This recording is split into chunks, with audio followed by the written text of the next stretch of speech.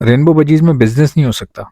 ये बिल्कुल गारंटेड बात है, ये मैं आपको लिख कर दे रहा हूँ। आप ट्राई मारो, कोशिशें करो, हाथ पैर चलाओ, जो करना है करो, लेकिन जो मेरी लिखी हुई चीज़ है वो अपने पास रख लेना।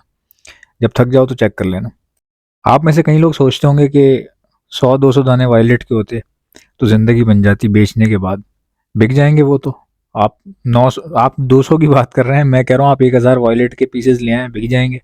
कितने में बिकेंगे ये मालूम है आपको? 5000 से ऊपर का जोड़ा कोई लेगा नहीं। 5000 से ऊपर का जोड़ा कोई लेगा नहीं। अपने दिल से पूछ के बताओ, सच कह रहा हूँ गलत कह रहा हूँ?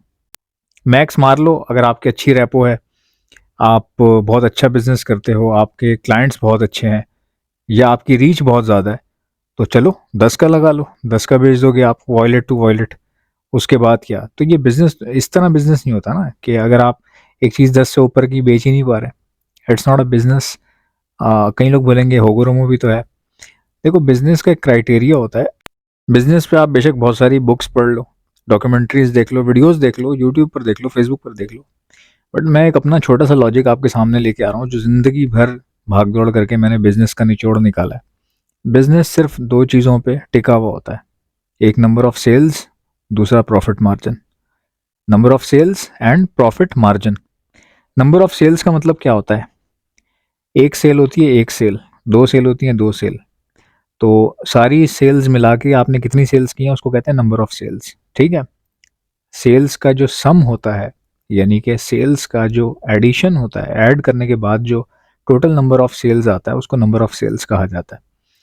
नंबर ऑफ सेल्स पे बिजनेस डिपेंड करता है। दूसरा प्रॉफिट मार्जिन पे। प्रॉफिट मार्जिन क्या होता है? कि आपने ख़रीदा, कितने का लिया, कॉस्ट कितनी आई, बाई किया, करवाया, किसी को भेजा, नेट अपने पास से लगा कर दिया, वो सब चीज़ें हटाकर जो रियल आपको जो नेट प्रॉफिट होता है उसको प्रॉफिट मार्जिन कहते हैं। हिसाब लगा लो, अगर तुम वायलेट के पेयर या पीसेस 10,000 के बेच रहे हो, मिसाल के तौर पे आप 2 पीस वायलेट के 10,000 के बेच रहे हो, ठीक है?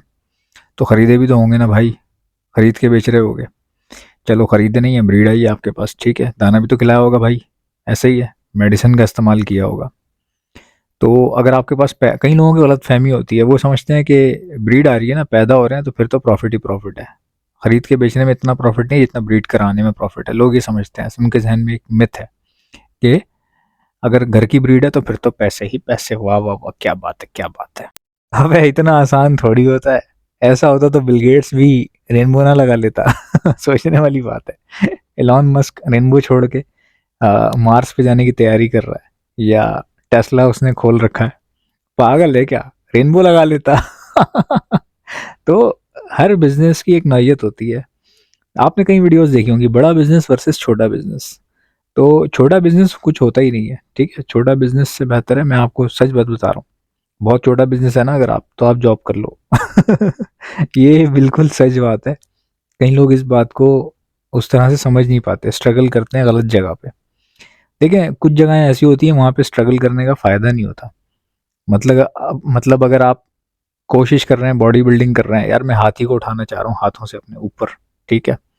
आप दूध पी रहे हैं, मक्खन खा रहे हैं, आप बादाम खा रहे हैं, पिस्ता खा रहे हैं, आप बॉडी बिल्डिंग कर रहे हैं, आप प्रोटीन शेक पी रहे हैं, तैयारी कर रहे हैं कि एक वक्त ऐसा आएगा मैं हाथी को ऊपर उठा लूंगा। भाई इम्पॉसिबल बात है ना यार, एक सोचने वाली बात है। और उठाना क्यों है? उठा के होगा क्या?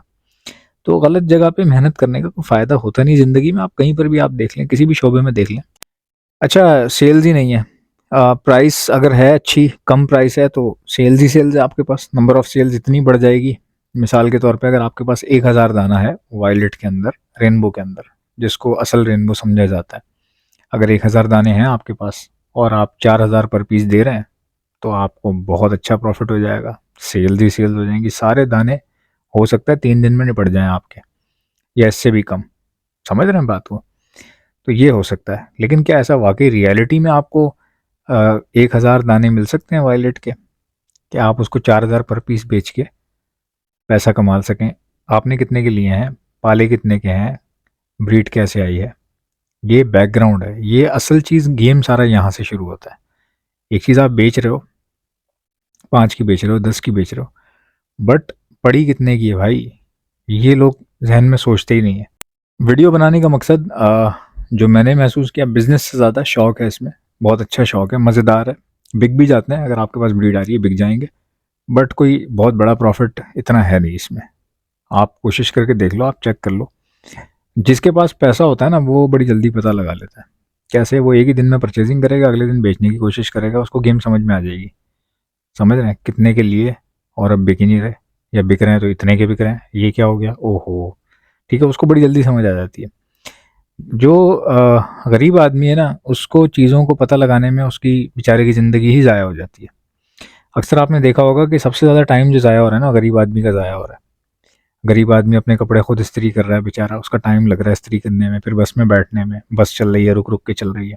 सुबह काम पे जा रहा है, वापसी आया, लाइट चली गई, लाइट ही नहीं है, बैठा हुआ इंतज़ार कर रहा है लाइट का, लाइट आएगी तो कोई काम वाम करूँगा, घर का काम करूँगा या कुछ भी है, या बाहर बैठ जाता, जाके सीढ़ियों पे बैठ गया, मोहल्ले में बैठ गया, बाहर गटर के ढक्कन पे बैठ गया। खड़े नहीं होते जो, उधर जाके बैठ गए, लाइट गई हुई है, अभी आ रही है, बस कुछ ही देर में बैठा हूँ मैं।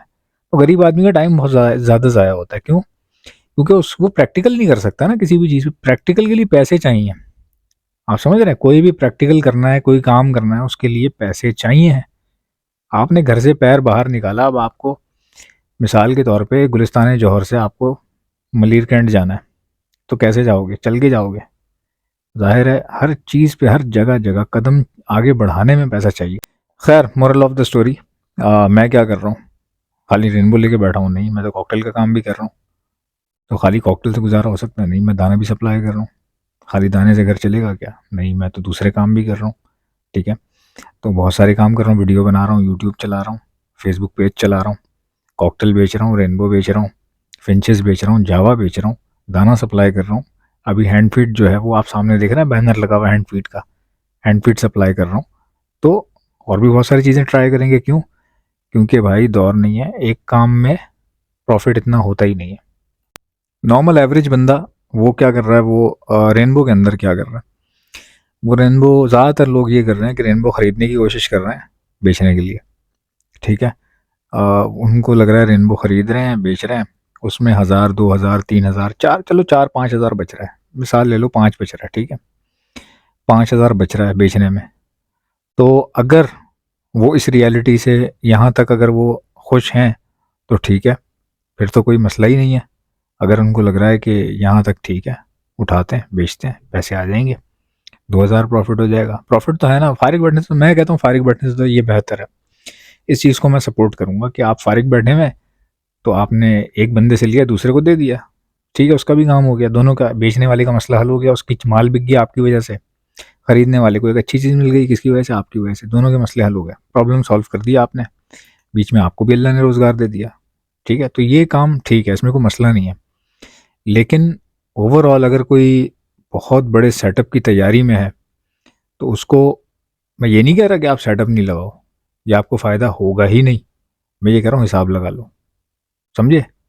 यानी कि जो सेटअप लगाने जा रहे हो उसकी कॉस्ट और पर पेयर दाने की कॉस्ट क्या आएगी, इसका हिसाब लगा लो। अगर शौक कर रहे हो तो फिर क्यों हिसाब लगाओगे भाई? शौक तो दिल से होता है।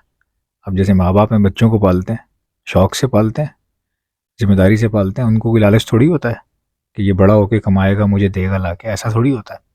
हाँ, वो एक प्लस पॉइंट होता है, बच्चे जब बड़े हो जाते हैं कमा के ला के देते हैं माँ बाप को, वो प्लस पॉइंट होता है। लेकिन माँ बाप शौक से अपने बच्चों को पालते हैं। तो अगर आप शौक कर रहे हो तो शौक से हाथी पाल लो, कोई मसला थोड़ी है, जितने का मर्जी ले आओ, खर्चा करो, कोई टेंशन नहीं है। तो ये बात सच है, रेनबो शौक है, बिजनेस मेरे हिसाब से कोई इतना बड़ा नहीं है। ये तो मेरे गला फाड़ के वीडियो बनाने में लोग चेंज हो गए काफ़ी ज़्यादा। बड़े बड़े ब्रीडर्स को आप देख रहे हो, वो यूट्यूबर्स को क्या कर रहे हैं, बुलवा रहे हैं घर पे, कह रहे हैं मेरे माल की वीडियो बनाओ, मेरा माल बिकवाओ। तो माल जब बिक जाएगा फिर क्या बेचेंगे? फिर वो जाहिर सी बात है, अब आजकल लोग ये कर रहे हैं कि सेटअप पे माल ला ला के सेल आउट कर रहे हैं। ठीक है, पहले अपना माल बेचते हैं, फिर जब ख़त्म हो जाता है फिर बाहर से ख़रीद के ला के बेचना शुरू कर देते हैं। तो ये बहुत समझदारी वाला काम कर रहे हैं, अच्छा काम कर रहे हैं भाई। पहले क्या करते थे? पहले मुझसे बहस करते थे, नहीं तुम्हें नहीं पता बिज़नेस क्या होता है, बहुत बिज़नेस है इसमें। तो बाद में मैं खामोश हो गया, फिर उनको समझ आ गई।